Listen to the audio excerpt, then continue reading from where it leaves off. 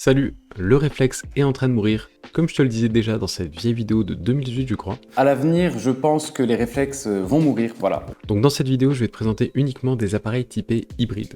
Alors à la base, je voulais te faire une liste d'appareils photo à moins de 500 €, mais ça fait des années maintenant que le smartphone est en train de cannibaliser toutes les parts de marché de la photo amateur. Donc les constructeurs d'appareils photo, ils ont plus vraiment grand chose d'intéressant pour toi à moins de 500 balles.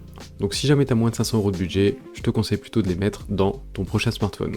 Alors comme c'est juste pas possible de passer en revue tous les appareils photo du marché, ni même de tous les tester parce que je suis pas vendeur d'appareils photo, ce que je t'ai fait c'est que je t'ai concocté une petite sélection de ce que moi je prendrais si j'étais dans ton cas aujourd'hui. Alors c'est pas grave si toi t'as dans le viseur en ce moment un appareil photo que je vais pas te présenter ici, ce qui est important c'est que tu comprennes ce qui motive mes choix.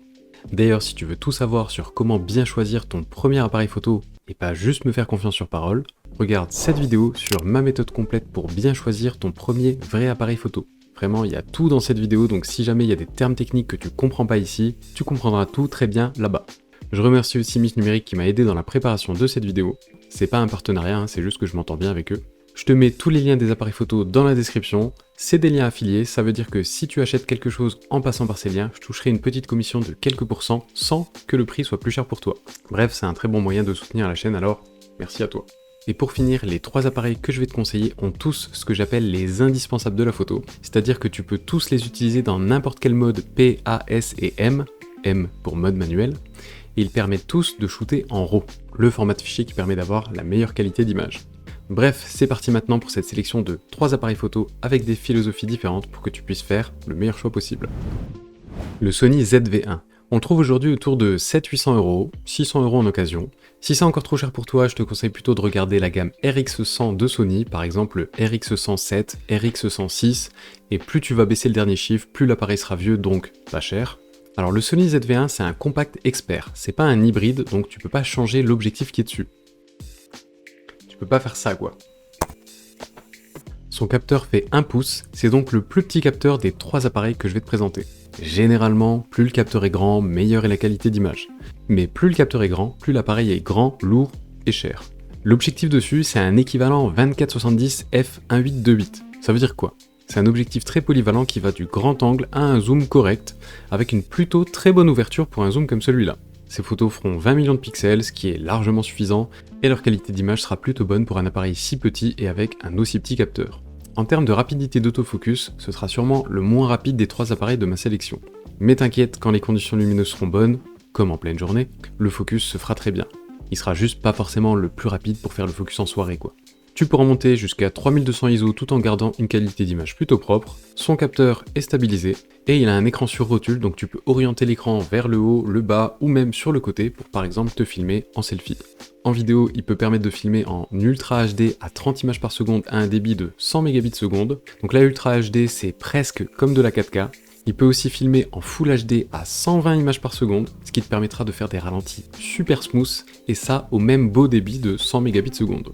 Il pèse à peine 300 grammes et c'est le plus petit de ma sélection. Donc pour résumer, le Sony ZV-1 il est très polyvalent en photo et en vidéo, il est petit et compact donc hyper facile à transporter, excellent pour le vlog et le voyage. En contrepartie, sa qualité d'image est un peu moins bonne que les autres appareils de la sélection. Bref, c'est le nomade quoi.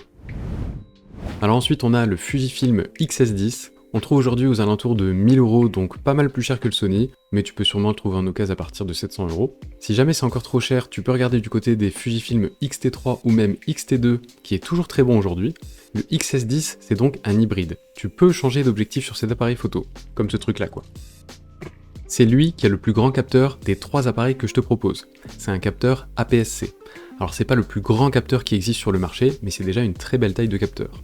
L'appareil il est vendu nu, donc il n'a pas d'objectif. On dit qu'on achète juste le boîtier. Donc ça c'est le boîtier et ça c'est l'objectif. Faut que je laisse à sa place maintenant. Il faudra donc acheter un objectif à côté. Il existe d'ailleurs un kit polyvalent à 300 € supplémentaires si tu veux. Ces photos feront 26 millions de pixels, donc un peu plus que le Sony, mais c'est pas pour ça que sa qualité d'image est meilleure. Tu peux très bien avoir un super appareil photo qui fait des photos de 20 millions de pixels, et un appareil photo pourri de smartphone qui fait des photos de 80 millions de pixels. Bref, le nombre de pixels, c'est pas ça qui fait la qualité d'image.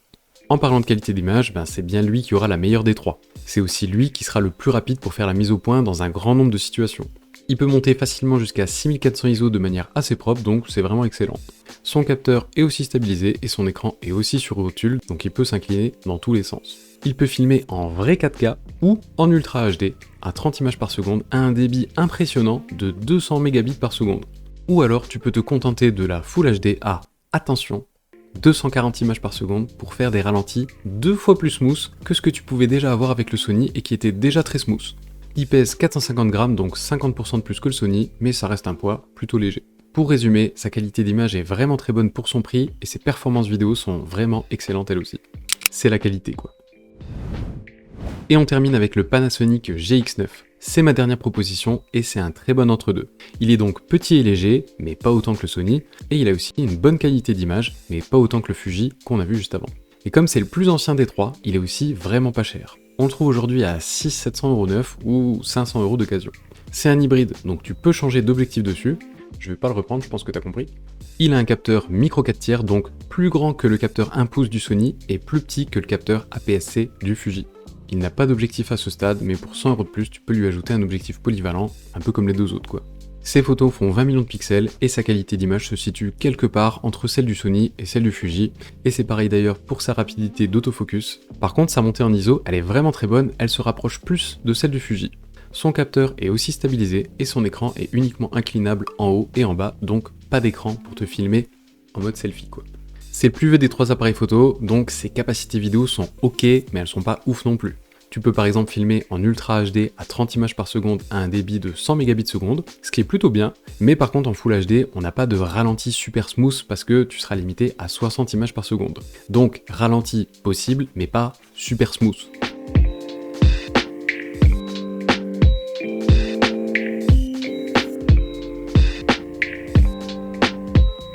Il pèse 450 grammes donc comme le Fuji et il est plus petit que le Fuji et plus grand que le Sony. Donc pour résumer, après un petit sacrifice sur les ralentis super smooth en vidéo, c'est un très bon compromis entre la compacité du Sony ZV-1 et la qualité d'image du Fuji X-S10 et c'est aussi le moins cher du test. Alors personnellement, si je commençais la photo aujourd'hui, j'aurais pas trop envie de mettre des sommes de fou, donc je partirais sûrement sur le Panasonic GX9. Si jamais t'as du budget ou alors que t'es sûr que ça va te plaire, tu peux facilement partir sur le Fuji X-S10. Et si ton truc à toi, c'est plutôt de créer des vidéos sur YouTube ou que t'as envie d'avoir un appareil tout le temps avec toi quand tu pars en voyage, alors je te conseille plutôt le Sony. Si jamais je t'ai fait un gros récap de tout ce qu'il y a à savoir sur ces trois appareils photo, fais une petite capture d'écran si jamais ça peut t'aider.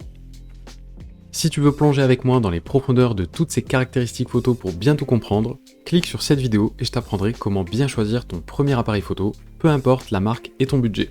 Et même s'il n'est pas dans ma petite sélection des 3 appareils que je t'ai présentés ici. Laisse un petit pouce bleu si cette vidéo t'a aidé, prends soin de toi, ciao.